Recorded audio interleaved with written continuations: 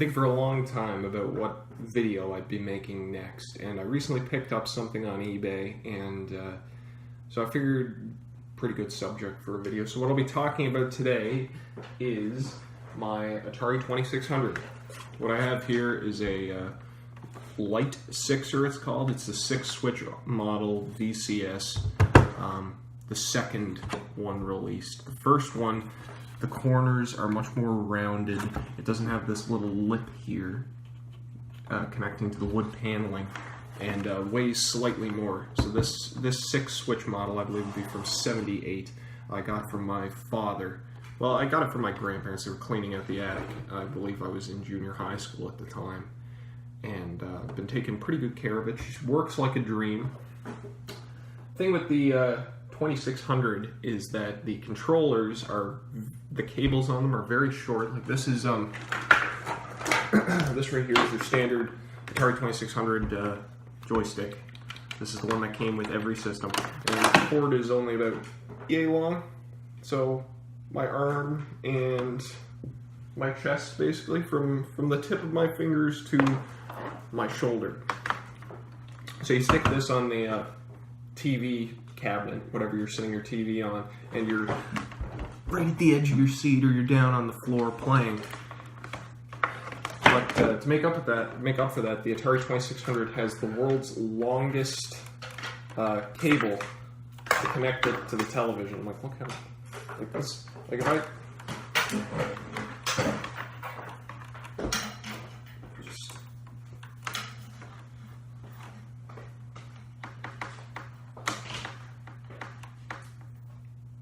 could pretty much have it sitting on the kitchen table and plug it into my television. That's how fucking long this cable is. It's ridiculous. And at the end of this, I've currently got this nice little converter. Simple thing. I think it was like $1.50 on Amazon, and you just plug that into the end of this cable here, and then it screws directly into any coaxial port. This is not what the Atari comes with, though. It comes with mess of wires. Oh, it's tangled. This VHF box. So you take your 2600. You plug it into this right here, and then you switch this back and forth TV to computer. So you put it like that. And this cable right here is so this, you have like the fucking pitchforks right here that you screw into your VHF port on the back of your television. But the VHF port on my TV doesn't work, so I had this thing and I soldered it to this ancient converter, and then this is also got a coaxial end, but I think the wire's frayed or something, and this just stopped. Like, at first the image was getting scratchy, and it was like you'd have to fucking make sure this was lined up properly. And so this is garbage now. I keep it around just because I just don't want to chuck it out. But so I use this. I don't know where the end of the cable. Oh, it's right here. And I plug this into my television. So we've got the your standard 2600 joystick. I've got two of these, this being the first, and the second right here, slightly more worn. You can see the orange has gone off the directional pad, so it's a little dirty, or rubber's getting old, right? It's like 5 decades old at this point. This one actually functions properly, like 100% functionality. This one right here, I think it's left doesn't work, which is very frustrating. And I was thinking about maybe taking the top panel off of this one and putting it on that one, just because I like the orange. I like how pristine that looks. And then we've got the oh my good gravy, a paddle set. So this is the other standard 2600 joystick. It's got the same port on the end, and it connects. There's 2 leads coming off of one port. The paddle controllers, and this is just a simple analog knob with one button on the side. I use this for playing, tennis games, Pong, or Kaboom, which I'll show you in a moment. These work, but they are broken. It's a very simple mechanism. You can see it's this little knob in here. You're just turning this when you're playing with it, but the little plastic that connects it inside is busted, so it slides over and it stays there fine, but the bloody thing will come off if you yank on it, which is a little irritating. Well, yeah, it's one of those joys of ancient technology, but it's a very satisfying controller. The 2600 joystick, it looks great, don't get me wrong, but the joystick is almost like ridiculously long because it is not like it's not like if you've played any other console with a joystick, it doesn't feel like that. It's very tight, like it hardly moves at all, and you really just want to, you know, like jerk it forward. Like with all this rubber here, it makes it look like it would move way further than it does, but it doesn't. And it's not something you think about when you're playing, but just to look at it, it's a little confusing at first. But of course, everybody knows this old trick, is that the Atari 2600 connection port for the controllers, this connector was in use with so many different consoles for so long, and the 2600 will accept basically any controller that has that port, especially the most famous being the Sega Genesis pad. I do not have a Sega Genesis. I believe I got this controller at Value Village for like $3, but it works perfectly. And I'm not a big fan of the Genesis controller, the button layout specifically, but for playing a 2600 game, the start A and C buttons do nothing, so you're basically just a D-pad and the B button, which is more, I don't know, it's preferable, I guess. It's a matter of opinion, but I like playing with the Genesis controller. And then whoever comes over to visit, whoever's playing combat against me gets to use the Atari pad. But kind of brings me into the actual bulk of it. Let's see if I can stick that there. A little further back. Have that cable there. Keep her in view though. So, talk about the games I've got. The first one is Asteroids. Obviously, it's sticking out of the console. This is my favorite 2600 game. A lot of people, you know, people don't really like the 2600 asteroids because it's so different from the arcade game. You don't have the random movement of the asteroids. They kind of move in from either side of the screen vertically and just kind of like come down towards the center. But it's not particularly challenging, but this, I can put this in and just like zone out in front of the TV for 4 hours. I love this game to death. It's classic. It's great. I didn't really talk about the console. So it's a 6-switcher, so you got your power switch. This is the color TV or black and white, and then your 2 difficulty switches here. And this is game select and game reset, because each Atari game has various different modes in it. Like if I were to show you, I'll just get right into this, I guess. Like here's Space Invaders. You see 112 different game variations. So you plop it in, and it starts on variation 1, and you hit select, basically, until you get to the one you want. And, like with this one, there's 2 player modes, both with another person and with an AI, I believe, and various little things like the speed of the alien and the aliens, and sometimes you're invisible, sometimes the aliens are invisible, things like that. That's what the select switch does. And then the game reset switch, you put the game in, and then to start, it's like a start button basically, the reset switch, and the game starts. Some games, a lot of Activision games, you just hit the button to start the game. I'm just using the paddle controller because it's on the table, the controllers are over there. But that's what reset does. And the 4-switcher models, if you look on the back here, the controller ports are on the back, and that's another thing, talking about how short these fucking cables are. It doesn't help that it wraps around the unit. So you're sitting on the couch and you're losing like another ½ foot of cable because it's got a plug in the back. But you got your AC adapter port, and then your 2 controllers, and the cable comes off the back there. Actually, I wonder if this has the year on it. I'll tell you what year this one is made in. It does not. It was made in Hong Kong though. 4 switcher models. The 2 difficulty switches, the left and right difficulty switches, were little black switches on the back instead of the metallic switches on the front. Also, interestingly, like the B difficulty is more often than not the easier, like normal, and then hit A to make it harder.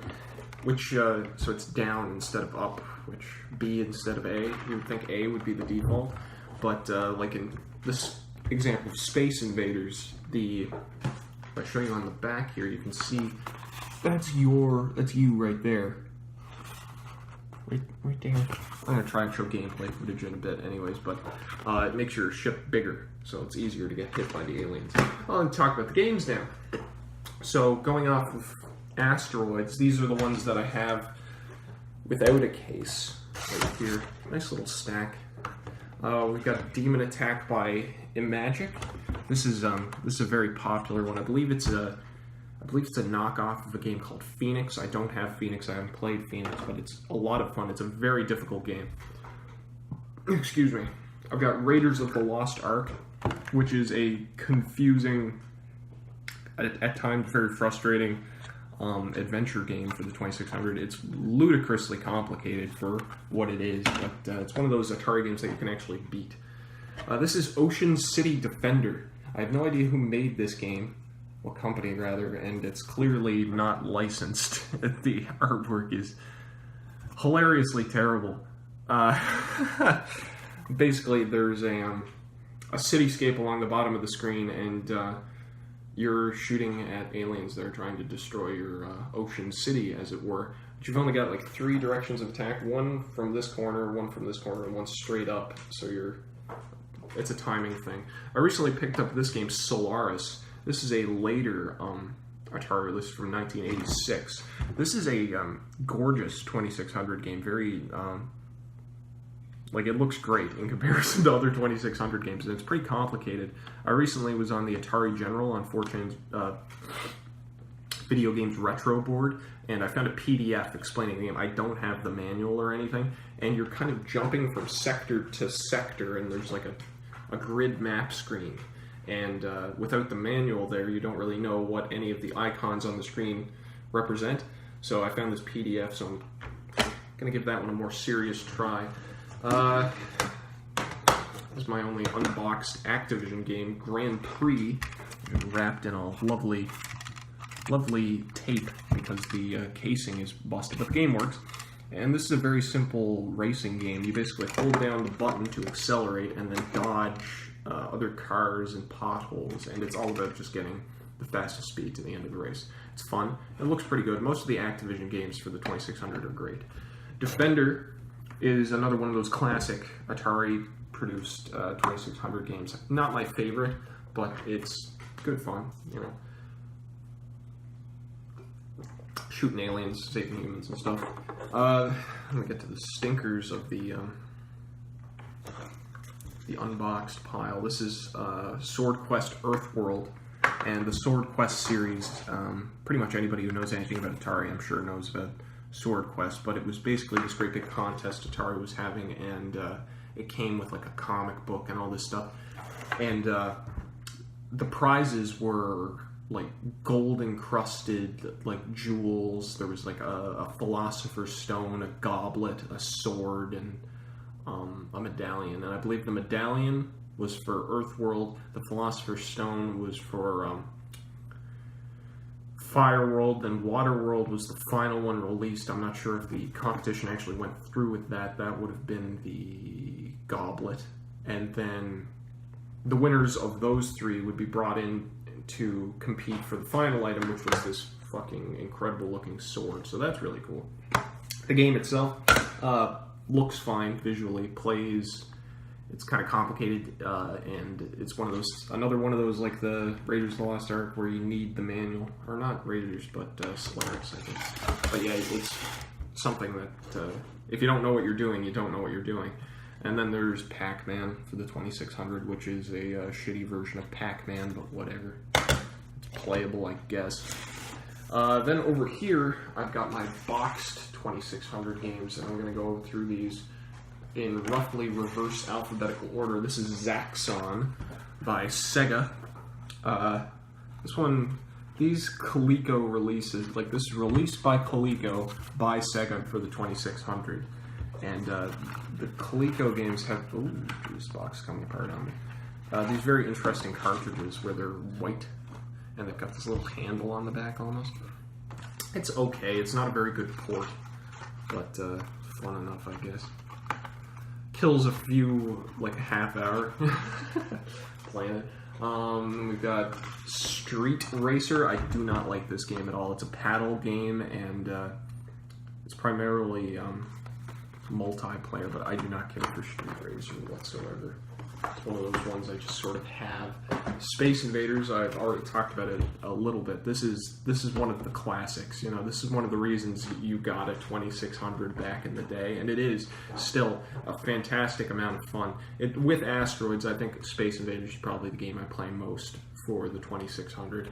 I don't really think there's anything much to say about Space Invaders that hasn't been said a billion times. It's fantastic. It's one of the great arcade classics. Speaking of classics, Missile Command. Show you a little screen cap on the back here. That's what the gameplay looks like.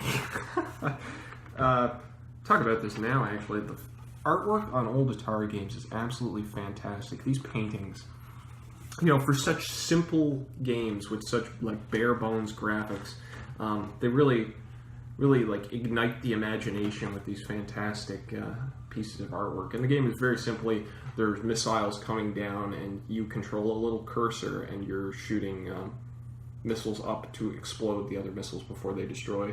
Like there's 6 cities on the ground that you're trying to protect. And yeah, that's another classic, another fun one. Kaboom by Activision.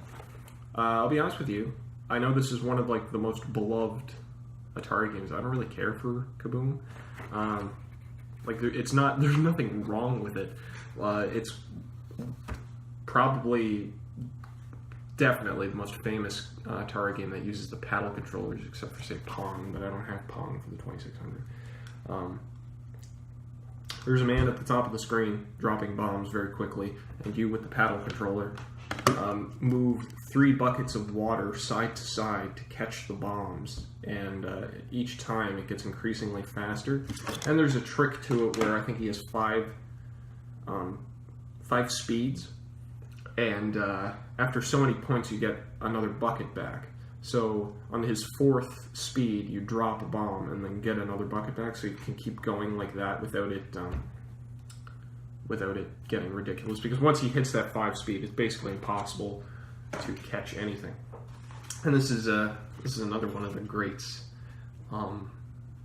Donkey Kong for the 2600. So this is a Coleco release of a Nintendo game for the Atari, and Donkey Kong is one of the best games on the system, if you ask me. It's I mean, it's, you see that screenshot on the back. It's definitely not graphically impressive, but it is a lot of fun to play. And something I've always loved is watching TV shows or movies or whatever.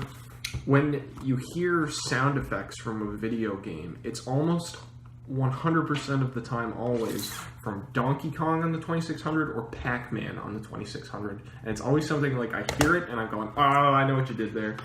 But yeah, it's got, just like the Zaxxon, it's got these weird white cartridges, which is kind of neat, I guess.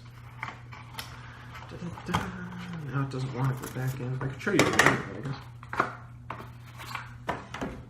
That classic DK artwork there. It's also in French because I'm Canadian. Oh, that's the French side. Whoops. And it's got, and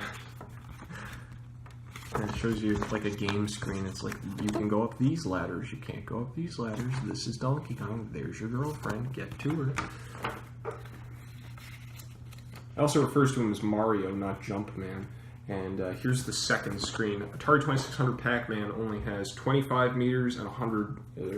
Is it 100 meters? The final stage. It doesn't have the 2 other screens, but it just repeats endlessly. But it's fun. You know, it's always about getting a high score on Atari.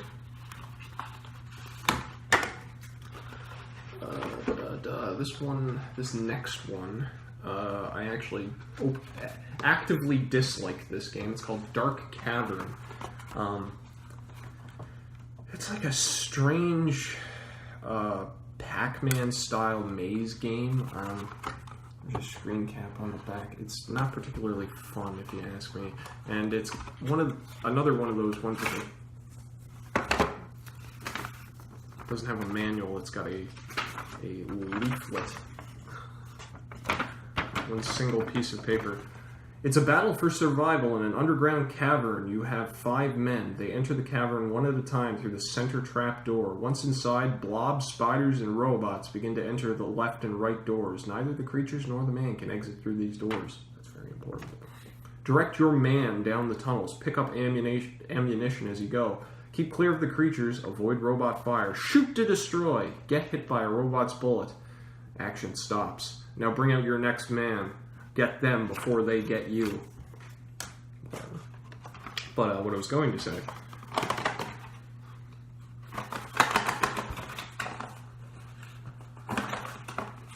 Stuck in the bottom.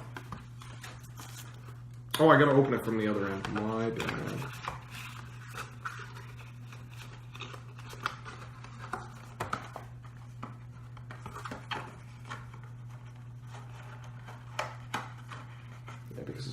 Because as I was going to mention, it's got one of these ridiculous cartridges with like a big fat adapter thing at the end, so it fits in the 2600 slot.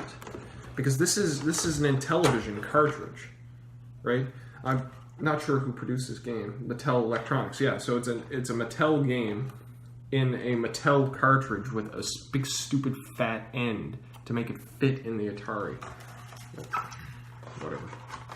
It's not good. I don't enjoy this one. I just have it because I have it.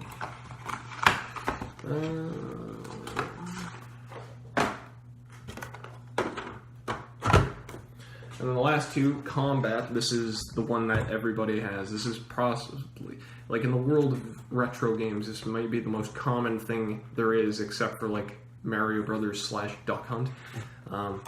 It's one of the Atari games that doesn't have any artwork on the actual cartridge, but this is a classic game.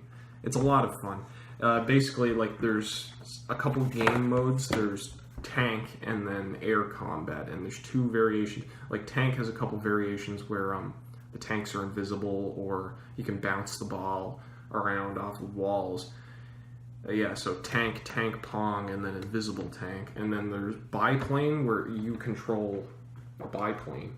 There's a little, dog-fighting biplane. And then another flight game where it's like 3 biplanes versus like 1 larger plane, and that one sucks because you have no fucking chance as the larger plane. But this is, you and a buddy get around and start playing combat, things are going to get heated. It's a good game. It's a lot of fun. Very simple, but it's good fun. And then Berserk. This is, when you're talking about the classics, it's really hard to find something interesting to say. Great artwork. You're stuck in a maze, fighting killer robots. There's a little smiley face that bounces around, and one touch kills you. He moves much faster than you do. Something I always found strange about this game is it seems like you move slower going up and down than you do left and right. So when you're going up, you always press it on a diagonal, because the diagonal movement also seems faster. Whatever. And then the last box game I have here, which is a different size box, so I don't keep it in the alphabetical order, is Pitfall by Activision's the International Edition, which means it's got English and French on it. And this is, I don't know, it has to be one of the most famous Atari 2600 games. One of the oldest platformers out there anyways. You play as Pitfall Harry, and you're just going around a jungle collecting gold. Probably, it's not a bad game by any stretch, but it gets pretty repetitive. Not one of my favorites. I've heard that Pitfall 2 is much more varied and a lot more fun, and I've wanted to try that, but it's kind of harder to come by.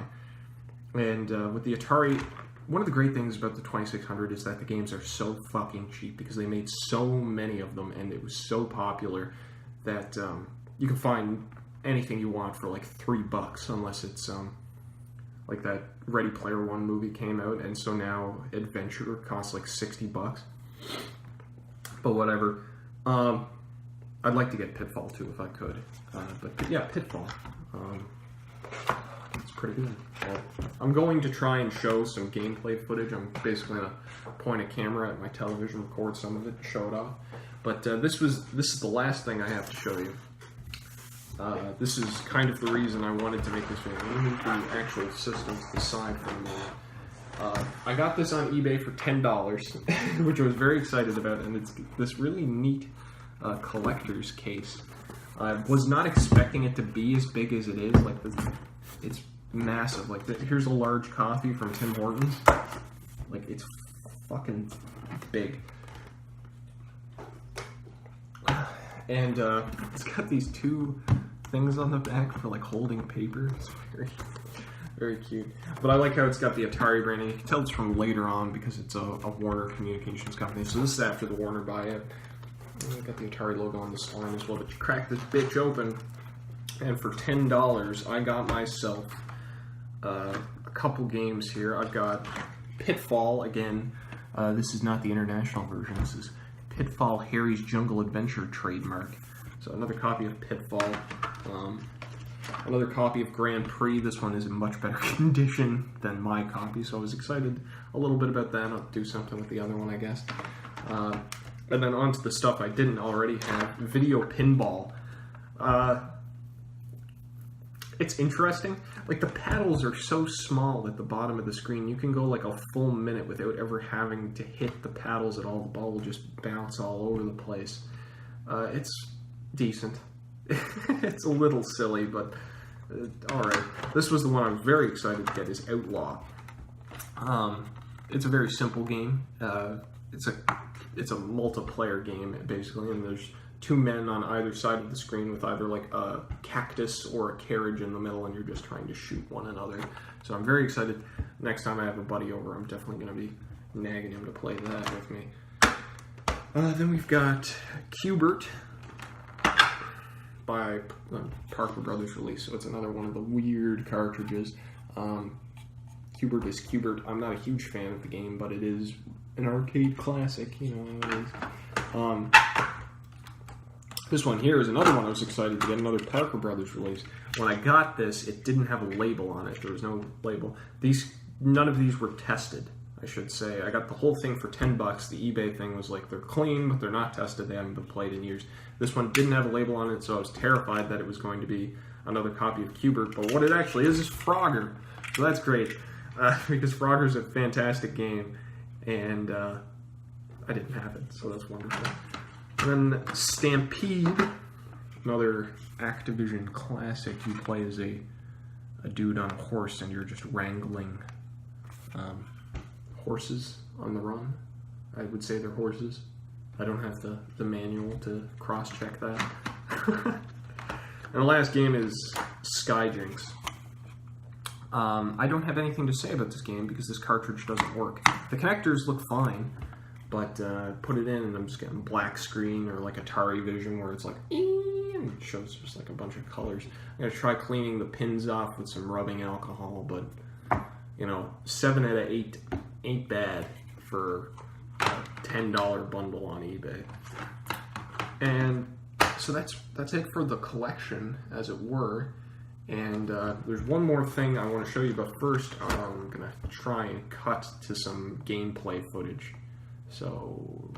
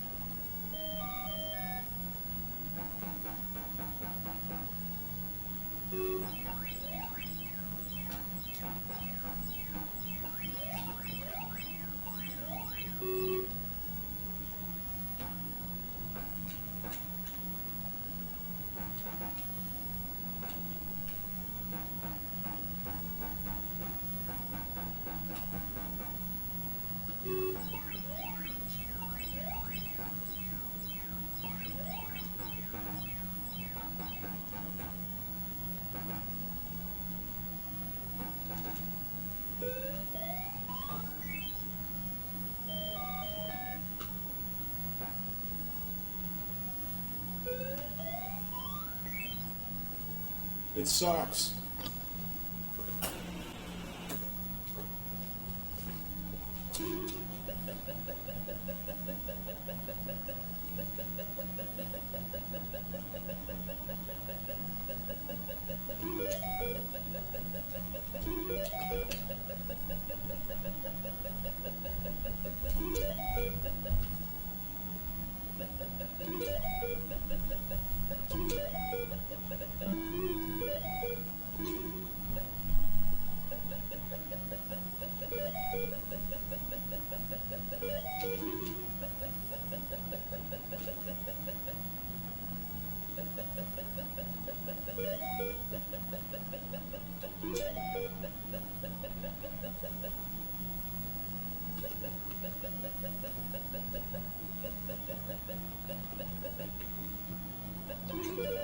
Fuck. God damn it.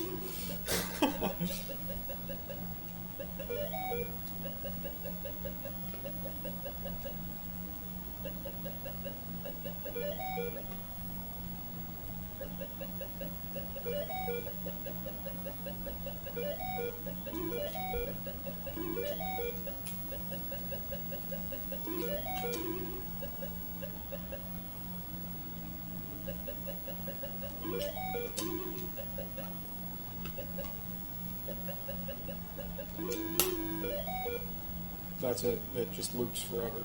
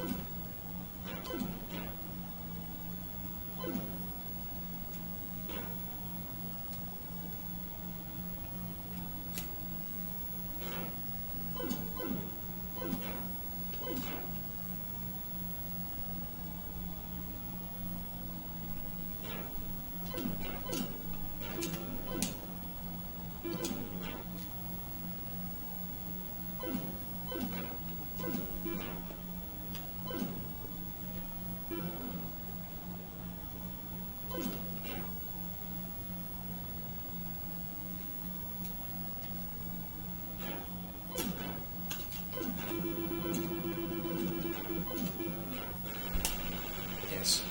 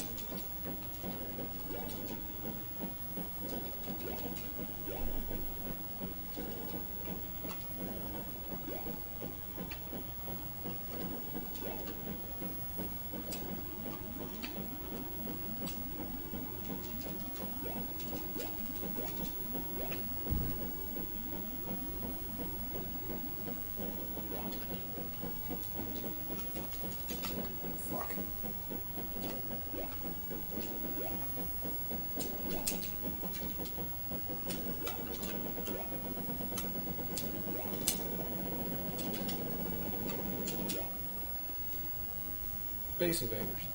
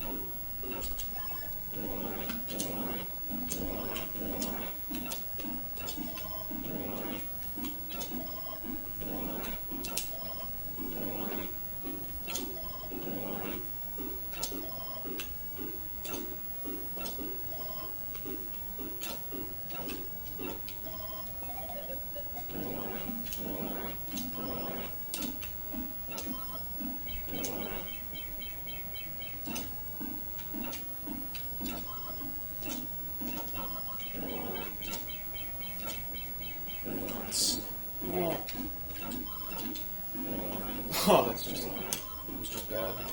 No excuse. Oh, I steered right back into it. Fuck it.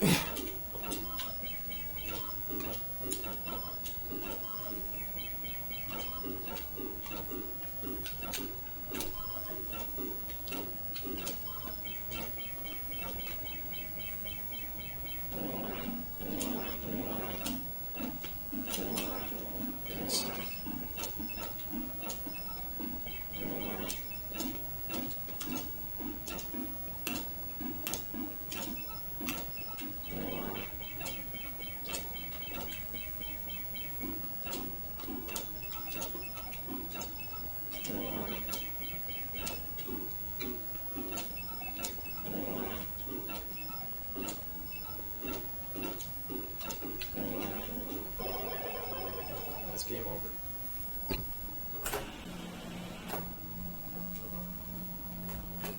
Ooh.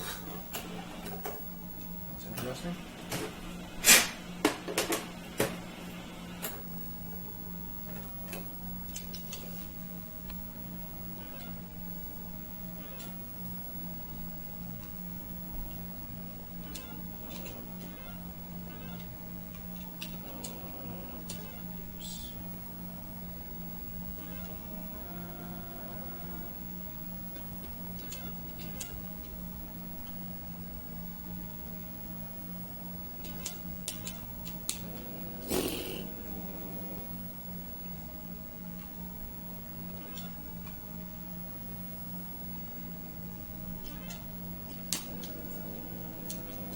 Gotta be pretty good with the movement jump timing. It's gotta be like the exact same second. I'm terrible at Pitfall. Get a reset, thank you.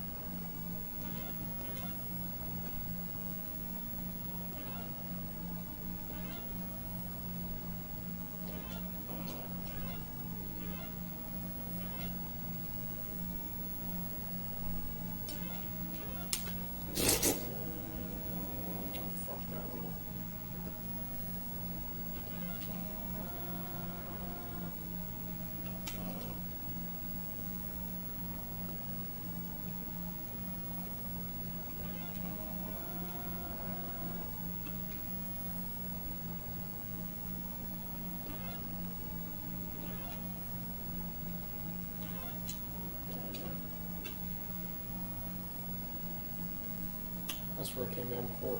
The Louis.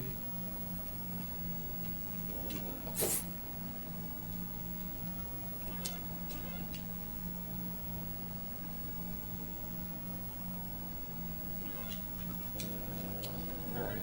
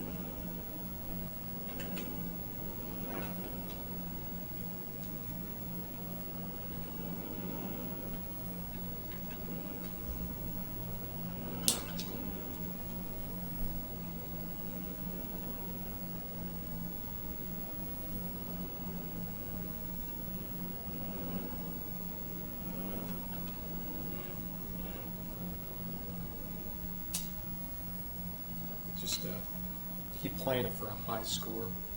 Time at the bottom. We're back. the last thing I wanted to talk about is this lovely book called The Art of Atari that I picked up from Kohl's there not super long ago. And it says, from 1972, Atari has pioneered video game technology, which revolutionized entertainment and birthed the modern gaming industry. This company created arcade games, home consoles, and personal computers to entertain millions, creating instant classics like Asteroids, Centipede, Missile Command, and Gar's Revenge. To bridge the gap between imagination and the new era of video games, Atari employed an array of artists and designers to emblazon game cartridges, packing and advertising with their mind-blowing visions. These science fiction, sports, and adventure worlds elevated classic video games to the realm of high art. Art of Atari is the first official collection of original art created for its groundbreaking video games, sourced from museums and private collections worldwide. This volume spans more than 4 decades of incredible art and design. Whether you're a fan, a collector, or new to the world of Atari, this book offers the most complete retrospective of Atari artwork ever produced. Have you played Atari today? And so on the cover here you can see Missile Command, I believe this is Warlord, Centipede, Breakout, and Asteroids. And like I said, I'm a big fan of Asteroids, and what kind of drew me to this was being able to see like full high quality art, like full page. Like here's, it's got this great little bookmark ribbon, and I have it set to this 2-page spread of the Missile Command art. It's absolutely fantastic. It's got some interviews with the original artists and everything. There's an introduction by, or a foreword, I should say, by Ernest Cline, who is an absolute hack. But if you can skip that, I mean, it goes through a lot of things you'd already know if you're even vaguely interested in Atari. But like the appeal really is seeing all this fantastic classic artwork and glossy, high-resolution photos. Ooh, yeah, like.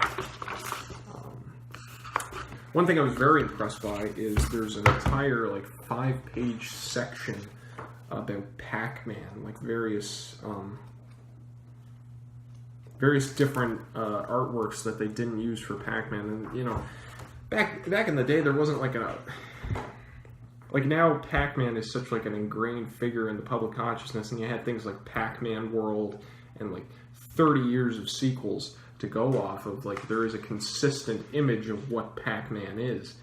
But here, like, this is the artwork they actually used. Here's another version right here where he is his more, you know, iconic sprite shape. But then you flip to the next page and you see shit like this. Like, that's fucking awesome, man. Like, this would be Inky, I guess, or Blinky.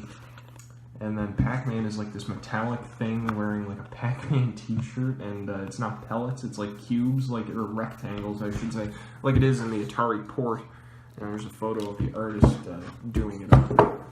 But then again, you go to the next page, and here's like a whole bunch of Pac people, and it's like a gambling table or something. And then you've got this like more, again, simplistic version. I really like this one. He's got these goofy buck teeth. And they're discs like cookies instead of pellets, but the ghosts actually look like they do in the game and everything. Oh, it's really neat. And then there's just like more Pac-Man shit. Like, look at this dude in this Pac-Man costume. That's ridiculous.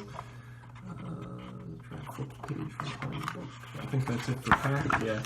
And then this is what is this? Phoenix. So that's the game that Demon Attack is ripped off of that I was talking about before. But, here's a section on Raiders of the Lost Ark. So again, you get this fantastic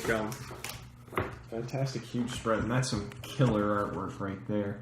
Apparently, according to this book, this image of Indiana Jones was done with a stand-in, and then they basically stuck Harrison Ford's face over it because Lucasfilm, I guess, wanted Harrison Ford, not just some random dude dressed up like Indiana Jones. Here's an advertisement.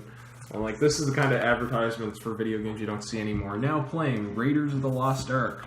And then just like, here's the Atari. Classic. And you get a lot of there's a lot of sports games for the Atari, and I don't have any of them. I'd like to get Ice Hockey by Activision, but I don't think I have any. No, I don't. Sports games for Atari. But there are a ton of Atari sports games, and they've all got this similar style of artwork on their cover. And, I mean, these are fantastic paintings. Look at that. Look at that. Very 70s. I just got pictures. But yeah, I got this thinking like, oh yeah, I definitely want to see these high resolution pieces of art. I found out shortly after purchasing this that they did a second release, and it's a little bit taller. This is by no means a small book. Again, there's a coffee cup, but it's like slightly taller, and it's a poster collection, right? So it's basically a hardcover bound collection of posters, and they're each like double-sided, but it has all this artwork, like, and you can put them on the wall and everything. And that's really what I would have wanted if I had known that was available in the first place. I probably would have got that, because look at this shit. Look at it. Like, that's cool as fuck. Just stick that up on the wall. Just hang the entire book. Yeah, so that's my Atari collection. What can I say? They're simple games, but they're mindlessly addicting. They're a lot of fun, and they're not even. It's not really my true passion in video games, but it's one of the things that I do love. So next time I talk about video games, I'll probably talk about like 90s PC games, because that's where a lot of my interest lies. But for now, that's everything. Thanks for watching.